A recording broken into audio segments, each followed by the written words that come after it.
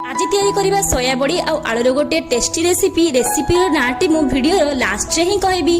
तो आपण माने वीडियोटी जदि भल लगुची चैनल टी को सब्सक्राइब करंतु, लाइक गोटे तो निश्चय करंतु। फास्ट रे सोया बड़ी को गरम पानी रे बॉईल कर नबा, तापर ताको बॉईल हो सारा पर चिपुड़ी की अलगा बाउल को बाहर कर दबा। देन आमे छोट छोट साइज रो आलू को काटिकी तेल रे भाजी नबा। देन ताको बाहर करला परे तेल रे चिन्नी, जीरा, सोरिष, कंचा लंका, पियाज एई सब को भाजीबा। देन आमे दबा टमाटो, पियाज भाजी सारा पर तापर दबा अल्प टिके लुण।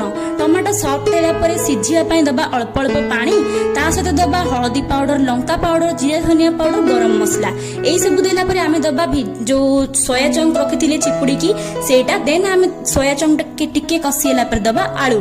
एई सब पई जहा सिझिया पई आलू और सोया चंक आउ टिके बॉईल होबा पई पानी दरकार, सेतिकी ही पानी दबा। तापर चिकन मसला और स्वाद अनुसार लुण दे देला पर तो हे जीवो सोया बड़ी आलूर तरकारी।